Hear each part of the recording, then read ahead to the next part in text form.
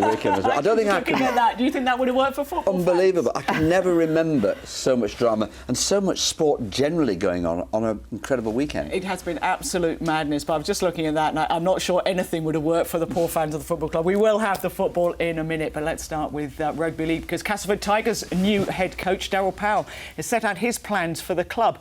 Powell is returning to Super League after a 10-year break. He had a spell at Leeds Rhinos and has been at neighbours Featherstone since 2008. He inherits an improving Castleford side and is hoping for a bright future. Well, on to boxing. We should warn you that there's some flash photography coming up. There are just 4 days to go until the biggest fight Doncaster's ever seen. And homeboy Jamie McDonnell knows the whole of Yorkshire will be behind him on Saturday night. The new chief executive of Yorkshire County Cricket Club has targeted successful international matches and getting children to Headingley as his big priorities. Mark Arthur took up the post today. Well, on the field at Headingley, Yorkshire eventually had a great day, won with the bat in their county championship match against Somerset.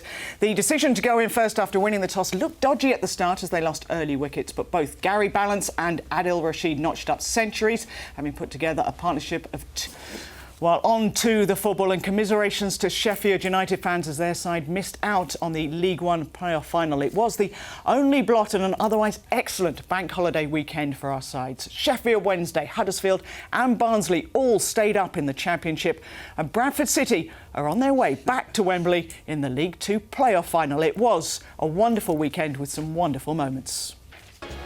Oh, brilliant scenes. Before I go, I must mention a fantastic result in the rugby union for Leeds Carnegie, who beat Newcastle Falcons 24-19 in the first leg of their championship playoff semi-final. And congratulations to Selby too for their win at Twickenham. You can't get bored of seeing pictures like that, can you? Just unbelievably happy people.